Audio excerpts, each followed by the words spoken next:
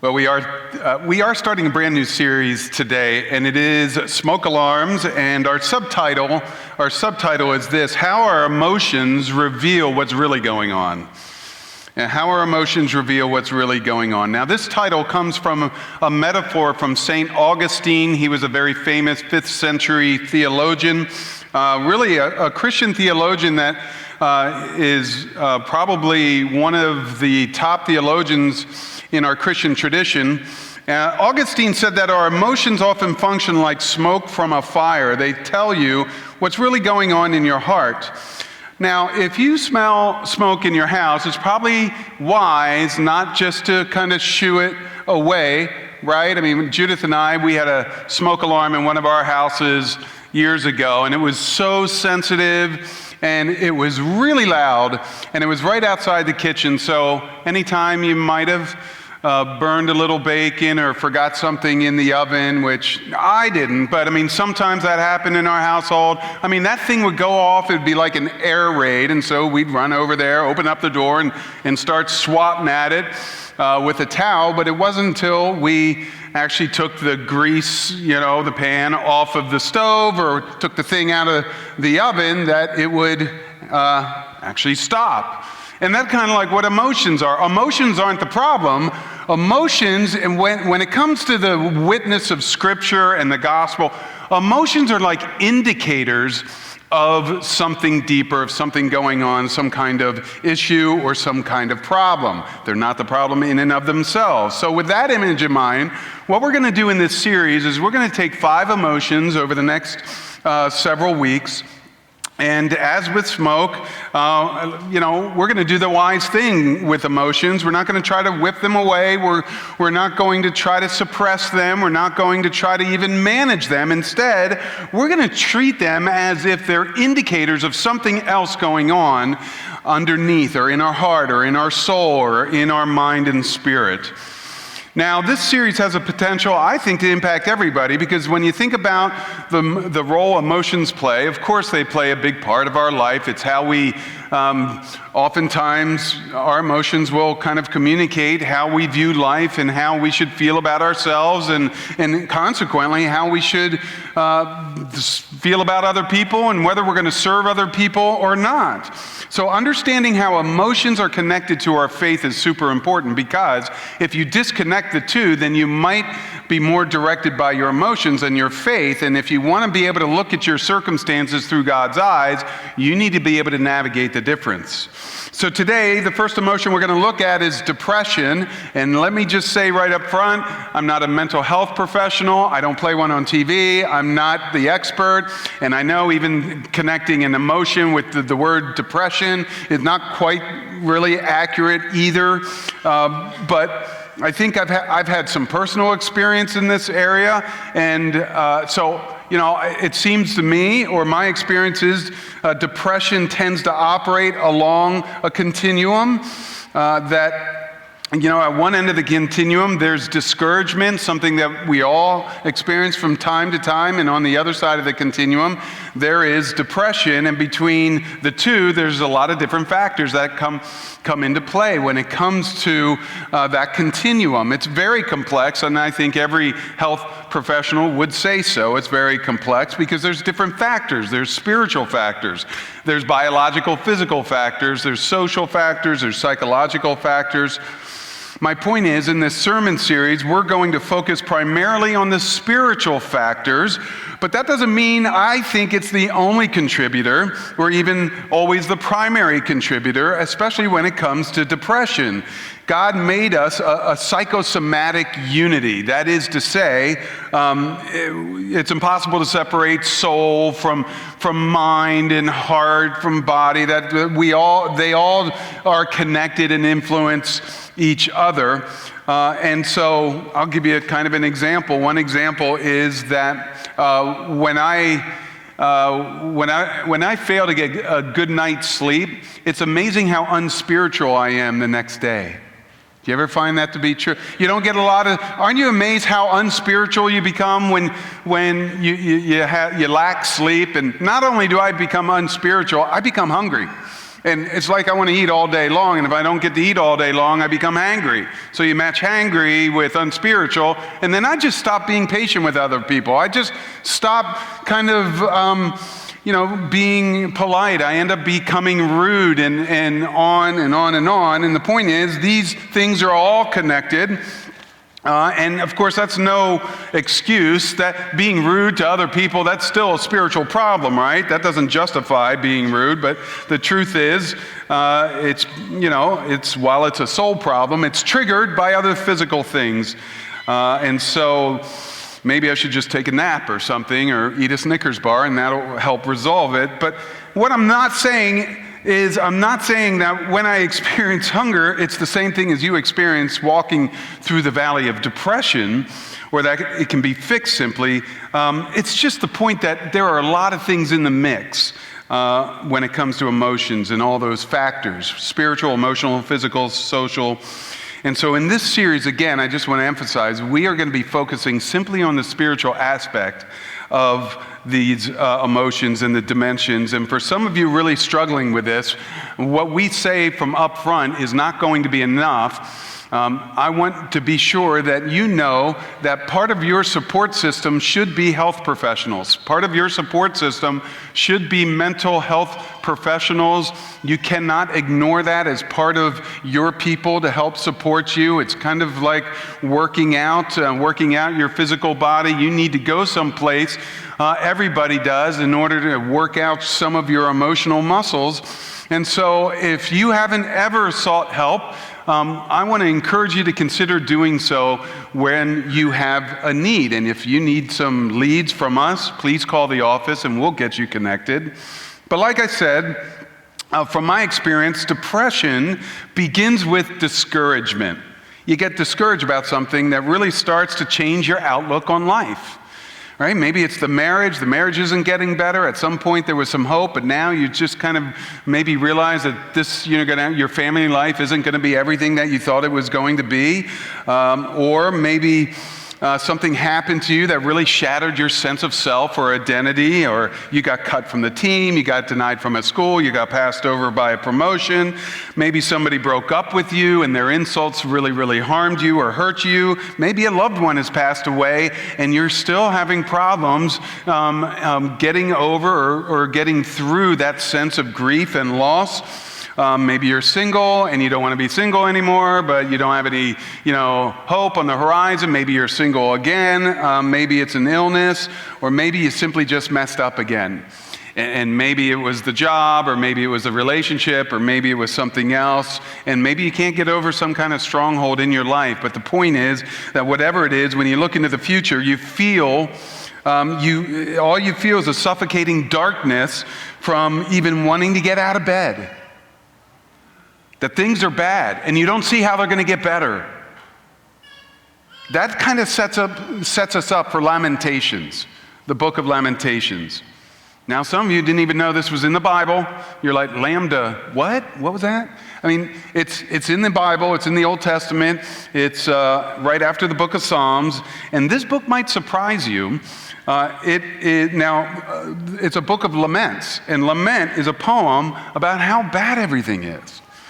And several of them were written by the prophet Jeremiah.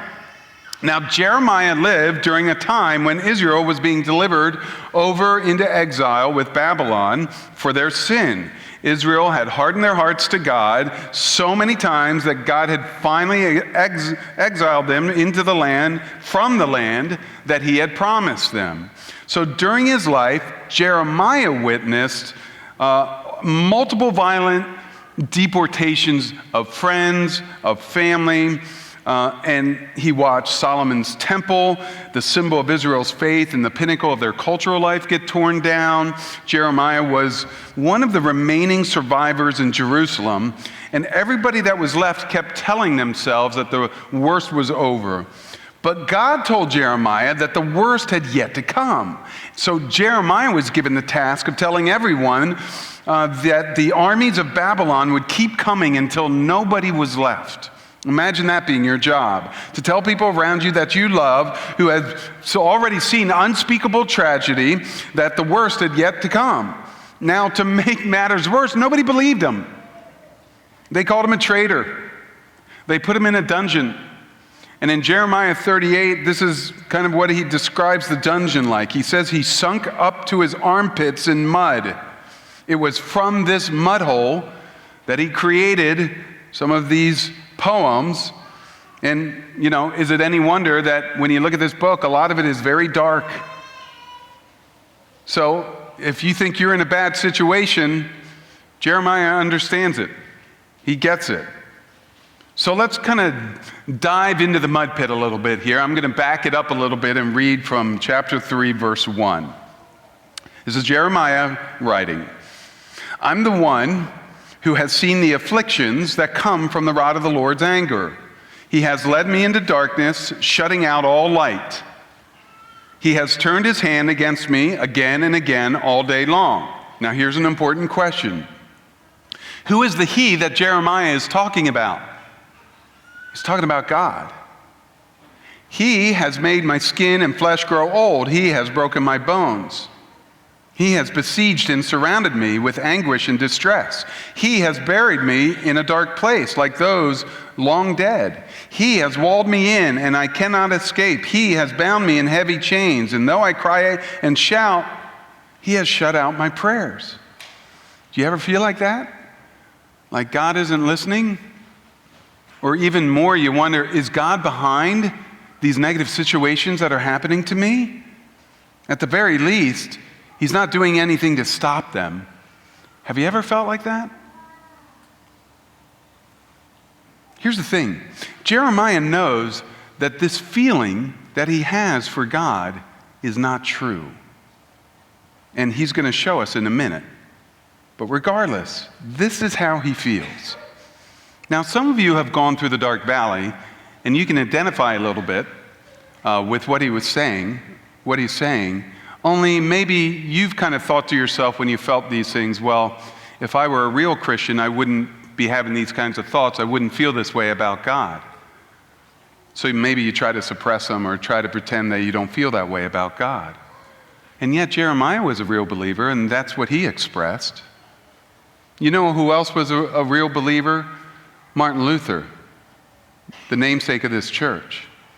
He went through these periods of significant darkness, and he wrote about them.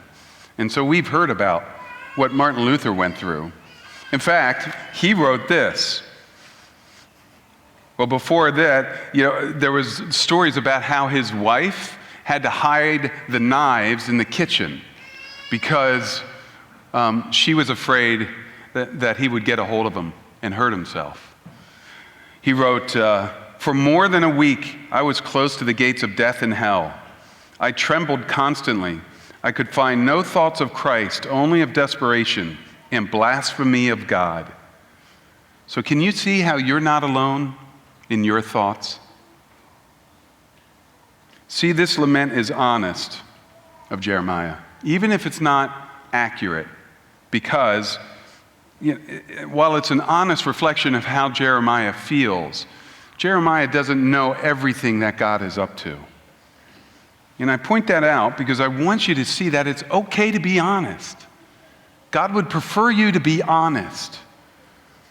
See, a lot of times we think we can't pray honest prayers, so instead we pray religious prayers. And that doesn't honor God. That doesn't draw you closer to God. So I want to encourage you to practice being honest in your prayer life.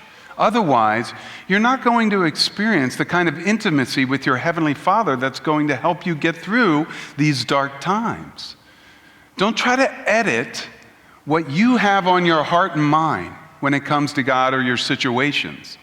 You need to learn to cry out to God if that's what it means to be honest for you. Don't try to pray with religious language that doesn't connect to what's really going on in your life. Because faith starts with honesty. It starts with honesty with God. So then Jeremiah moves in. This is where we get surprised. It's our reading. This is verse 21. Yet I still dare to hope when I remember this. Now let's stop there for a second. This might be one of the most profound transitions in all of the Bible. And there's another version, I love what this other version says. And the other version says, but this I call to mind. But this I call to mind. See, I want you to see that Jeremiah in his dungeon, sunk up to his armpits in mud, thinking about the child he lost, thinking about the wife that he might not ever see, thinking about the fact that he doesn't know if he's going to be able to get out of what he is stuck in. He says defiantly, but this I dare to remember, but this I call to remind, and therefore I choose to have hope. He goes on, the faithful love of the Lord never ends. His mercies never cease. Great is his faithfulness. His mercies begin afresh each morning. I say to myself, the Lord is my inheritance, therefore I will hope in him. The Lord is good to those who depend on him, to those who search for him. So it is good to wait quietly for salvation from the Lord, for no one is abandoned by the Lord forever.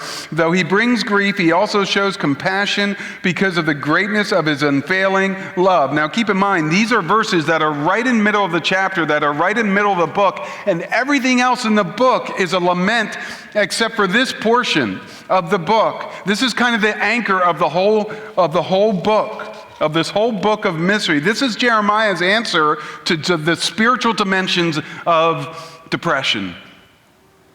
He shows us in the middle of despair, call to mind the goodness of God. You can do that. When you're in the middle of the valley and you don't know what's going to happen down the road and you don't have the answers, call to mind the goodness of God. For example, Jeremiah calls to mind, steadfast love of the Lord never ceases. Do you believe that the steadfast love of the Lord never ceases? Or do you think that you have to behave your way into the love of God, into the grace of God? Do you realize that you don't have to behave your way into the love and grace of God? Because the Lord is steadfast, his love is steadfast. Jeremiah recalls to mind that the Lord is good. Do you believe the Lord is good? Because a lot of times we believe the Lord is holy, but we're not really quite sure whether the Lord is good to us. We're not quite convinced that the Lord is good because there's a lot of situations around. But do you realize that the Lord is good? Here's a question. How do you know that God is good? How do you know? Well, let's answer that. You can point to Scripture. Our Heavenly Father decided to save the children of Israel from slavery in Egypt, not because he had to. He didn't have to do so. He could have left them there. He could have started somewhere else in some other world. Our Heavenly Father gave us a Savior who could identify with what we go through. He didn't have to do that. He could have just started over. He could have, let the rebellious race go. Jesus, you could look at Jesus and his character, which is an accurate reflection of our Heavenly Father, and the compassion that Jesus had for people who were hurting and marginalized was endless. You could see that. You could also see that God, through Jesus, gave us the Holy Spirit so we might enjoy the presence of him in our everyday life. He didn't have to do that. So you can look at Scripture and you can see that the goodness of God is there. Or maybe that doesn't help you. What about your own history? A lot of times we don't see the goodness of God until we're out of the valley, and then we look back and we're like, oh, I didn't realize that God was working behind the scenes, but on this side of the valley, now I can see it. Now I can see why God was doing what God was doing and how he was with me the whole time. But it's oftentimes when we're in the valley that we can't see it. It's only afterwards. Do you know that if you're in the valley somewhere right now, today, you're going to be able to look back on this time and go, oh, this is what God was doing in this time. The timing wasn't what we wanted, but God was still involved. You can look at your own history and see the way that you got here. The reason you're here today is because of the goodness of God. So you can look at your history.